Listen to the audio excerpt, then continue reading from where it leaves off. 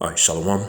First and foremost, I want to give all praises, honor, and glory due to Yahweh, Bahashem, Yahweh Shai, Bahar Kakadash. Double honors to the apostles and elders of Great Millstone, and peace and salutations to the hopeful elect out there toiling in his truth. I'm Pathaka Moth Jim as Dallas, and I'm just coming back at you with a really quick hit lesson.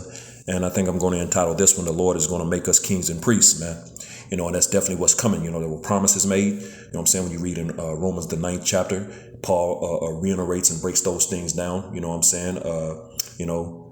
Who are Israelites in verse 4 says, it states who are Israelites, whom pertaineth the adoption, basically the glory, the covenants, the giving of the law, the promises, everything. You know what I'm saying? And part of that is going into those promises is that the Lord was going to make his nation a nation of kings and priests, and so I'm just going to jump right in, and I don't want to make this too long, and just going to get to the point, get in and get out, man. So when just straight to the point, this is Genesis, the 17th chapter, dealing with Abraham. You know what I'm saying? So like it, man, this phone be tripping. Genesis, the 17th chapter, dealing with Abraham, and we're just going to get to the point. I'll start at verse 5. Of course, it's dealing with Abram before he got his name changed. Of course, his name was changed from Abram to Abraham. And that's what it's basically going into. This is Genesis, the 17th chapter, verse 5. It says, neither shall thy name anymore be called Abram, but thy name shall be Abraham. For a father of many nations have I made thee, and I will make thee exceeding fruitful, and I will make nations of thee, and kings shall come out of thee. And I will establish my covenant between me and thee and thy seed after thee in their generations for an everlasting covenant, to be a power unto thee and to thy seed after thee. Which again, going into those promises, those things that were promised to Abraham. And of course, we know the chosen seed line is Abraham, Isaac, Jacob, the 12 sons, and so on and so forth. All of the sons on up into this very day, man. You know what I'm saying? Make up the 12 no longer lost tribes of the nation of Israel, man, who those blessings and promises, the things that the Lord spoke towards those people, the so-called Negroes, Latinos, Native Americans, and Seminole Indians of Negroid descent, were promised to receive in the coming times, man. We're in those times now, man. You know what I'm saying? So the Lord is going to make us kings and priests, man. And we just read that he was going to make Abram, formerly Abram, currently Abraham. His name was changed to Abraham because he's going to be a father of many nations, man. You know what I'm saying? The Israelites is a vast nation of people, man. When you read in Hosea, the 1st chapter, you know what I'm saying? We can't be numbered, man. You know what I'm saying? we're as the sands of the sea, man. You know what I'm saying? So that's the father of many nations, man. You know what I'm saying? There was 12 tribes, man. You know what I'm saying? And our nation is vast. It says, and he said that in verse 6, I will make thee exceeding fruitful, and I will make nations of thee, and kings shall come out of thee. You know what I'm saying? So that's a beautiful thing, a beautiful thing, the Lord is going to make us kings and priests. You know what I'm saying? So when you deal also, just that's to prove the kings. And now I'm going to go to Exodus, the book of Exodus, dealing with Moses and what the Lord told Moses to tell the Israelites, proving that we're going to be priests as well, man. And I'm going to get to the point here as well. I'm going to start at Exodus 19 and 3. And it reads, and Moses went up unto the Most High, and Yahweh Bashem Yahushai called unto him out of the mountain, saying, and of course Mount Sinai, thus shalt thou say to the house of Jacob, which are the Israelites, and tell the children of Israel, there it is, ye have seen what I did unto the Egyptians, and how I bare you on eagle's wings, and brought you unto myself. When he redeemed Jake/Israel out of the hand of the Pharaoh during the Egyptian captivity in the physical land of Egypt. Verse 5, it says, now therefore, if ye will obey my voice indeed, and keep my covenant, then ye shall be a peculiar treasure unto me above all people, for all the earth is mine. You know what I'm saying? So the Lord said if we basically hearken unto his voice, which should remind you of what? Deuteronomy, the 28th chapter, man. The Lord said in Deuteronomy, the 28th chapter in verse 1, maybe 1 and 2, that if we hearken unto his voice, that he would put us above all the families or the people of the earth, man. You know what I'm saying? You know, going, and of course, when that flows on down through the next 12 to 13, I think it's like 12 verses, into the promises, you know, that were going to come if you hearkened. So he's telling you right here, Exodus 19:5. Now, therefore, if you will obey my voice, indeed, hearken to the commandments, to do his commandments that he commanded thee this day, man, which we're in those times now. You know, the remnant is returning, and we've turned back to our power, back to our heritage, and we're living thus said the Lord, and we're doing the commandments of the Lord. So these things are about to come into play, man. You know, all these things that all this time has never come into play because Jake was hard-headed, man, uncircumcised, stiff-necked, hard-headed, you know, want to do their own thing, you know, out here in this idol worship, which the majority of our nation is still caught up in, you know, but you got the remnant, man. It says, the water Yahweh Bashim Yahushua for the remnant, man. You know what I'm saying? So it says, Exodus 19:5, now therefore, if you will obey my voice indeed and keep my covenant, then ye shall be a peculiar treasure unto me above all people, for the earth is mine.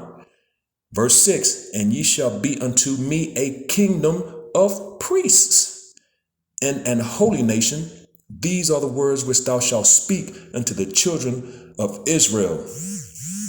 And there it is, man. You know, he told Moses that if we hearkened, you know, to his voice and you know, we keep his covenant, which of course in the past we broke, you know, that he said he would make us a kingdom of priests and a holy nation, man. You know what I'm saying? So kings and priests, you know what I'm saying? Which is, these are the things that are promised to us, you know? So it's a beautiful thing, and we're in beautiful times, man. So let's keep it going. This is Matthew. Let's get it in the New Testament. This is Matthew chapter 5 in verse 5, and it reads, blessed are the meek, for they shall inherit the earth. You know what I'm saying? The meek represents the Israelites, man. And this is red letters, Yahweh Shai speaking, you know, so this is coming from the Messiah himself, man. He said, blessed are the meek, you know, the Israelites, for they shall inherit the earth. The earth is coming to them by way of the promises, the blessings, things that were promised from Yahweh Bashim Yahweh Shai. You know what I'm saying? And them inheriting the earth is going to put in place, you know, us becoming those kings and priests. You know what I'm saying? Because right now, the earth ain't in our hands. The earth has been given into the hand of who? These devils, man, the wicked. When you read in Job, the 9th chapter, in verse 24, it reads, Job 9:24, the earth is given into the hand of the wicked. Key word, given into the hand or power of the wicked. He covered the faces of the judges thereof, if not wherein, who is he? Because of course, that's a rhetorical question, because the Lord knows there are some idiots out here, man. You know what I'm saying? Of course, he's just not dealing with them at the end of the day. You know, so they're going off, you know, in many various ways, you know, thinking that you know, Esau, the Edomites are Japheth, you know what I'm saying? We've heard all manner of you know, we've done countless lessons and videos, you know, breaking this stuff down all various different ways, you know. So at the end of the day, we know who this is talking about, you know. It's very self-explanatory, man. You know what I'm saying? So the earth has been given into the hand of the wicked, you know what I'm saying? Because, of course, the Lord rules in the kingdom of men, you know, and he sets up who he wants to set up, man. And he set it and gave it to the basis of men. So let's get that real quick. This is Daniel chapter 4 and verse 17. It reads, this matter is by the decree of the watchers and the demand by the word of the holy ones. It's going into the angels to the intent that the living may know, us down here on earth, that the Most High ruleth in the kingdom of men and giveth it to whomsoever he will, you know, because that's the only one who has any type of will, man. You know, there is no free will. The Lord, everything is the Lord's will. This thing is all about the will, purpose, and pleasure of the Lord, man. You know, so it says and giveth it to whomsoever he will, and he setteth up over it the basis of men. You know what I'm saying? So, and that's very self-explanatory as well. But the basis of men, of course, are the Edomites when you read in Job, the 30th chapter. As a matter of fact, let's just get it real quick. This is Job chapter 30, and it's around verse 7 or 8, I believe. Verse 8, as a matter of fact, I'll just start at verse, let's see. It's a good place to start. I don't want to make it too long, so I want to kind of get to the point.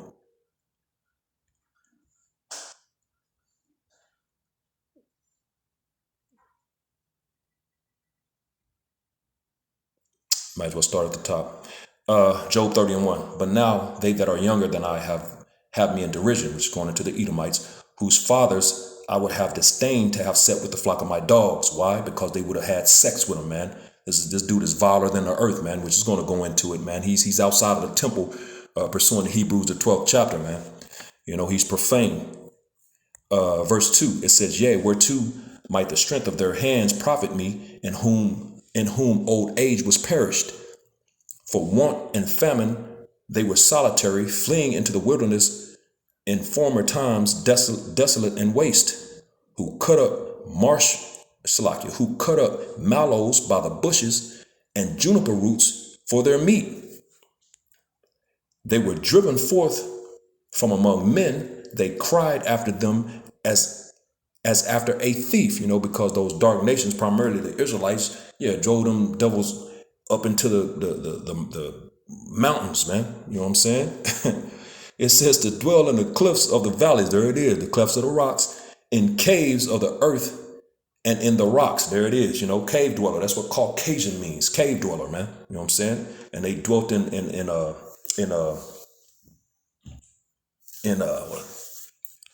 mountains, the clefts of the rocks back then. You know what I'm saying?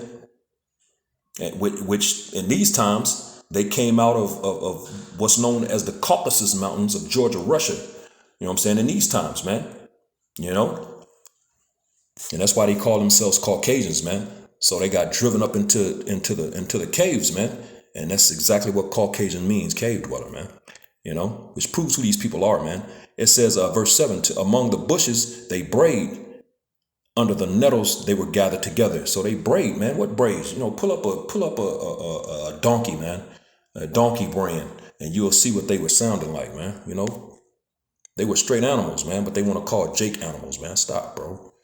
Verse 8, they were children of fools, yea, children of base men. There it is. They were viler than the earth. There it is. You know, and that's why Job wouldn't disdain for them to, you know, be with the flock of his dogs, man. They were viler than the earth. They were base men. You know what I'm saying? So when we go back to Daniel, the 4th chapter, and verse 17, that's who the earth has been given into the hands of. Daniel 4 and 17. This matters by the decree of the watchers and the demand that the word of the holy ones, to the intent that the living may know that the Most High ruleth in the kingdom of men. The Lord controls, man, everything that goes on. The Lord is in control, and giveth it to whomsoever he will, and setteth up over it the basis of men, the Edomites, man. You know, they're the base men on the planet. They're viler than the earth. We just read it in Job, man. You know what I'm saying? So the Lord is responsible for these things. That's why the earth has been given into the hand of the wicked, which we know what that is, pursuant to Malachi, the 1st chapter. You know what I'm saying? Also Romans, the 9th chapter. But you know, the Lord is in control of these things. He sets up and he puts down, man. He's in control of promotion, man. So let's get that real quick in Psalm. This is Psalm chapter 75, and we'll start at verse 4.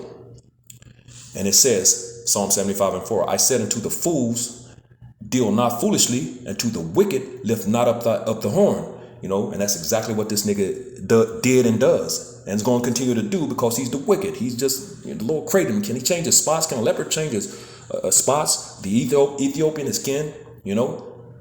So, hey, this dude ain't accustomed to doing good, or he can't do good because he's accustomed to doing evil, man. You know what I'm saying? Like the scriptures say, you know? So he deals as a fool, foolishly, and he's lifted up the horn, man. You know, this dude's pride, he's gotten beside himself in pride, man. But the Lord tells this devil that his pride hath deceived him thou that dwelleth in the clefts of the rocks, man. So the Lord has him in a trick bag. Verse 5. It says, lift not up your horn on high, speak not with a stiff neck. And that's exactly what this dude does, man, because he's proud.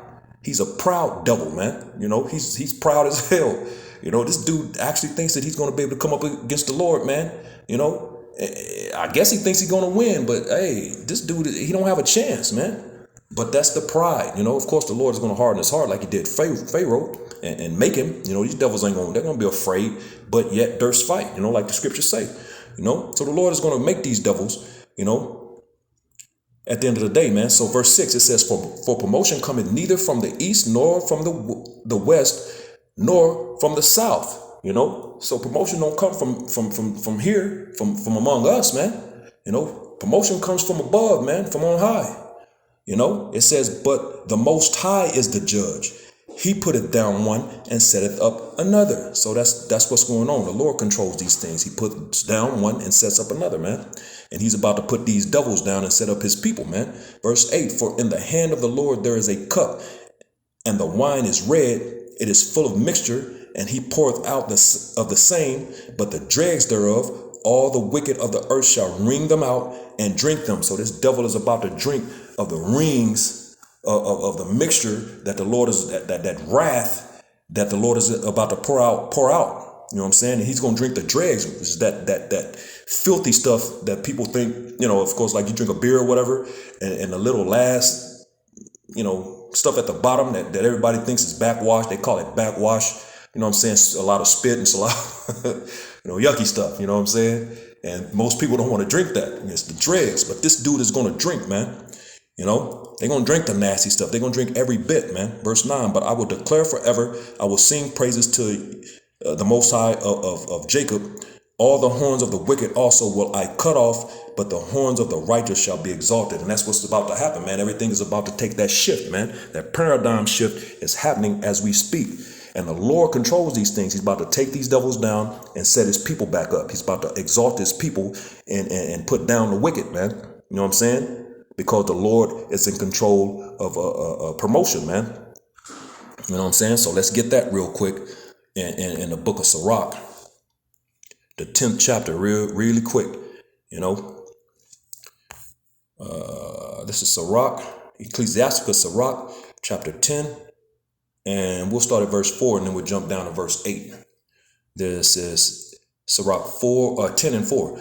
The power of the earth is in the hand of the Lord, Yahweh Bashem Yahushai. And in due time, he will set over it one that is profitable. And we're in that due time, man. And that one that is profitable is Yahushai. And in joint heir, the elect of the nation of Israel, man. We'll drop down to verse 8. Because of unrighteous dealings, injuries, and riches got by deceit, the kingdom is translated from one people to another. And that's exactly what the times we're in. The kingdom is being translated from these devils out of the hand of these devils who currently rule, because we read in Job 9:24 that the earth has been given into his hand, man, which goes all the way back to Genesis, the 27th chapter of the prophecy of him having the fatness of the earth and the dew from heaven, because his forefather cried, man. And of course he was going to rule with the sword, man. You know what I'm saying? But he's ruled and dealt unrighteously. That fool, he's dealt foolishly. He's dealt unrighteously. And it says, because of unrighteous dealings, injuries, and riches got by deceit, which is how he got everything he has. He's the devil. He's a liar. You know what I'm saying? The kingdom is translated from one people to another. And that's what those are the times we're in. The kingdom is in the process of being translated as we speak, and there's nothing that can be done about it. Vocab alone can't stop it. You know what I'm saying? 2/3 of Jake, these wicked niggas and spigots can't stop it. You know what I'm saying? The Lord just gonna kill all of them. You know what I'm saying? So it is what it is, man. So we're gonna become those kings and those priests, because the earth, the meek is about to inherit the earth, man. You know what I'm saying? And that's just what it is, man. Point blank, bottom line, period. So let's go to Revelation, to prove that we're about to be those kings. This Revelation chapter 1 and verse 6, and it reads, and hath made us kings and priests unto the Most High, and his Father, or power and his Father, to him be glory and dominion forever and ever. Amen. So, hey, the Lord is about to make us kings and priests, which we read. He told Abraham and he told Moses, man, So these things have been spoken, they've been written. And the Lord says that in Isaiah 55:11, that his word does not come back to him void, but it shall accomplish the thing whereto he sends it. You know what I'm saying? Roughly paraphrasing, and these are the times we're in. So we're going to be those kings and those priests. Let's real quick, let's jump over to chapter 5. And we're going to jump down. As a matter of fact, I'll start at this is Revelations 5, and I start at verse 9. Point is in verse 10. Revelations 5 and 9, and they sung a new song, saying, Thou art worthy to take the book and to open the seals thereof, for thou wast slain and hast redeemed us to the Most High by thy blood out of every kindred and tongue and people and nation, because we've been scattered among all kindred and tongue and people and nations. The scripture's going to that. Leviticus, the 26th chapter and verse 33, Hebrews 8 and 8. Deuteronomy 28 and 64. There was a scattering, man. The diaspora, potato, tomato. But as a matter of fact, in John, the book of John, maybe is the 7th chapter, I believe. Yahushua goes in there. Well, he was dealing, and they were asking, where will he go? That we can't find him. And it goes into, will he go to the dispersed among the Gentiles and teach the Gentiles? So there was a dispersion, man, a scattering. So that's why right here, Yahushua is saying that he was going to redeem us, the Israelites, to our power by his blood out of. The key thing in that is out of every kindred, out of every tongue, because we're among all these nations and people speaking their languages right now, out of all the people and the nations, because we've been scattered among all of them. That's the key. Verse 10, though, it says, and has made us unto our power kings and priests, and we shall reign on the earth. So we're going to be kings and priests, and we're going to reign right here on the earth. For any Christian that may be listening, man, we ain't no floating in the clouds for eternity, and ain't no burning in hell in the middle of the earth for eternity. Those things, come on, man, it's not what the scriptures are talking about. But we're going to become those kings and those priests, man. Thy kingdom, Matthew 6 and 10, thy kingdom come, thy will be done on earth as it is in heaven, man. And that's going to happen by way of those kings and those priests. You know what I'm saying? And we're being groomed for that process as we speak, which goes back to the prophecy in Psalms, the 2nd chapter. Yahushua's inheritance. This is Psalms chapter 2 and verse 7. The point is in verse 10. It says, I will declare the decree. Yahweh Shemir Shai hath said unto me, Thou art my son. This day have I begotten thee. So this is the Most High, Yahweh, speaking to his son, Yahweh Shai. This is what he's going to tell him. Verse 8, ask of me, and I shall give thee the heathen for thine inheritance. So the heathen are going to become an inheritance, vocab, and the uttermost part of the earth for thy possession, So the earth is going to become, and scriptures tell you that in 2nd Ezra, the 6th chapter, the earth belongs to the Israelites, man. Beginning and starting with our big brother Yahushua. Verse 9, thou shalt break them with a rod of iron, and shall dash them in pieces like a potter's vessel, man, because they're, they're gonna have to be beaten into submission, man. You know what I'm saying? And made to do the right things. But here's the point. Verse 10, be wise now, therefore, O ye kings, be instructed, ye judges of the earth, man. So we're being groomed for that process to be those kings and those priests, man. You know what I'm saying? We're being groomed for that right now. We're in the process of that happening right now, becoming those kings and priests, so that proves that we're going to be the kings, now let's prove real quick that we're going to be those priests, because the law is going to go forth of Zion, man, so let's get a couple more just to prove that point, and then we'll bring this lesson to a close. This is Isaiah chapter 2, and we're going to read down to verse 3, which that's the point. This is Isaiah 2 and 1. The word that Isaiah, the son of Amos, saw concerning Judah and Jerusalem. Judah, southern kingdom. Jerusalem represents the northern kingdom, the whole nation. And verse 2, and it shall come to pass in the last days in that the mountain of Yahweh Bashem Yahushai's house shall be established in the top of the mountains. So the government of Israel is going to be established in the earth, man, above all these governments that's currently governing and ruling, and shall be exalted above the hills, and all nations shall flow unto it. It says, and many people shall go and say, come ye and let us go up to the mountain, or the government of Yahweh Bashem Yahushai, to the house of the power of Jacob, and he will teach us of his ways. That's Matthew 6:10. Thy kingdom come, thy will be done on earth as it is in heaven, man. Because these things are going to be established by way of the elect, man. Those kings, which will be the first fruits, those kings and priests, man. It says, and we will walk in his paths, for out of Zion, there it is, out of Zion, Zion represents the nation of Israel, Yasharallah, in the Hebrew, Zion is to Zion, which represents a monument, a thing remembered. You know what I'm saying? And the Lord said he's going to remember his people. He's going to remember his covenants. It says, we will walk in his paths, for out of Zion shall go forth the law and the word of the Lord from Jerusalem. So that's those priests, man, that holy priesthood, man, going back to Hebrews, the 7th chapter, in the order of Melchizedek, man. You know what I'm saying? You got some bugged out camps out here still thinking it's going to be a Levitical priesthood. They don't get it. And that's why they teach against Apostle Paul and his writings, man. Bugged out. The Lord got Jake bugged out here, man. You know what I'm saying? So he said he's going to make us a nation of priests, man. Are you reading? Anyway, I ain't going to go on a rant, man. This is Micah chapter 4. Let's get one more. And I'm going to read verse 1 and 2. This is Micah 4, and the point is in verse 2. Micah 4, verse 1, and it reads, but in the last days it shall come to pass that the mountain of the house of Yahweh Bashem Yahushai shall be established in the top of the mountain. Same thing we read in Isaiah.